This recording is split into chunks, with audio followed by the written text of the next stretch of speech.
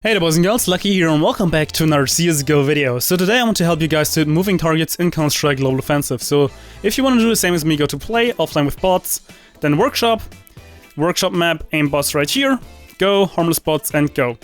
So this will be kind of part 2 because I already made part 1, which is also called how to hit moving targets, and I basically give you guys some more basic tips. It's more of a beginner guide and geared towards new players.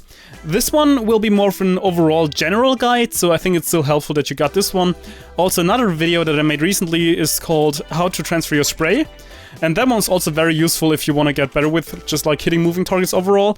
So if you want to check out these two first, that would be pretty good actually. So right here we're on the map and we want to make the bots move second or first in AD, and yes, there we go, they're moving. Then we no-clip out of here. I bound it to N in case you were wondering. So now there are a couple of things that you have to keep in mind first of all before we start to hit the moving targets. You want to kind of know your playstyle or especially your reaction time. So if I'm not sure if I can hit a moving target like that, I want to of course put my crosshair in front of him and then compensate for my reaction time, and I just want him to walk into it so I can start firing like this without actually me aiming. It's basically the same principle you got when you're doing like good crosshair placement. Now I also wanted to talk about, if we can show this right here, the accuracy. So you never really want to spray at a moving target, not right off the bat. So spraying at this guy right here, you never want to do that. And why do you not want to do that? So as we can see right here, this is the spread of the AK. So you see it's fairly accurate at this range, but as soon as we're shooting over here, the circles get a lot bigger and the bullets a lot more inaccurate. So when you're spraying, the thing is, you're spraying and the circles are getting bigger and bigger, meaning you will get more inaccurate. Also another thing is, as long as you're spraying, you're not able to move. You're kind of a sitting duck. You lose all your mobility, you're just right here, maybe you're crouched, and you're very easy to hit for the other guy. So when you're trying to hit a moving target, there's a certain pattern you can follow that actually helps a lot with that. And that would be, first of all, once again, do not drag your spray. That's also something I talked about in the how to transfer your spray video.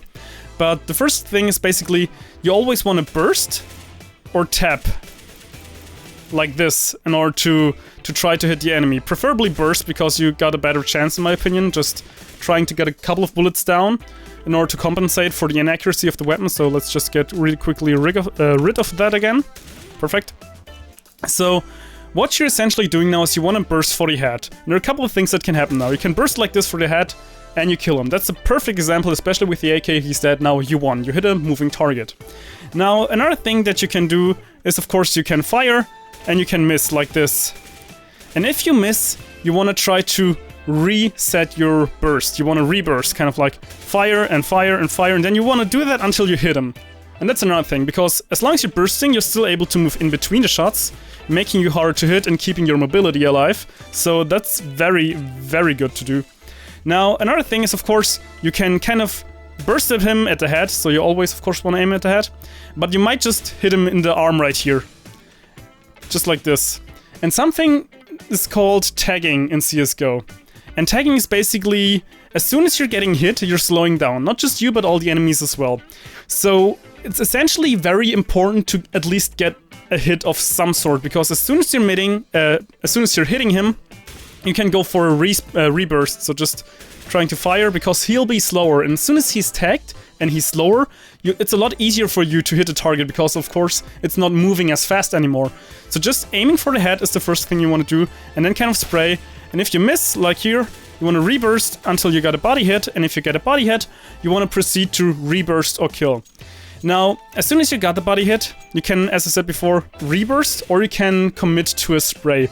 It's kind of dependent on the situation. So if it's very long range, I would just recommend to burst at him like this. However, if you're up close to the guy and you're just kind of missing your first your kind of initial burst and just get a body hit, you can transfer it into a spray like this, and it's still very like effective, especially at close range. And this is basically how you wanna go about hitting moving targets. So always go for the headshot and try to burst him. If you're not hitting him, you wanna try to redo your burst like this.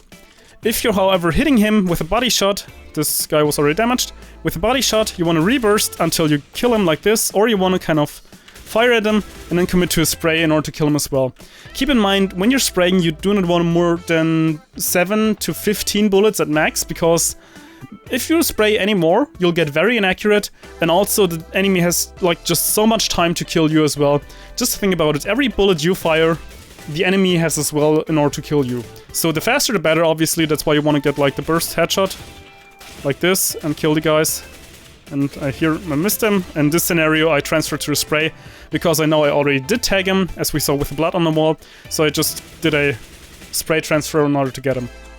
So once again, this is a very overall general tutorial, and it's kind of like the graph is there to help you kind of get the general better idea of what you should do in which scenario if anything happens. But yeah, I think that's pretty much all for now. I hope you enjoyed the video, and luckySkillFaker out.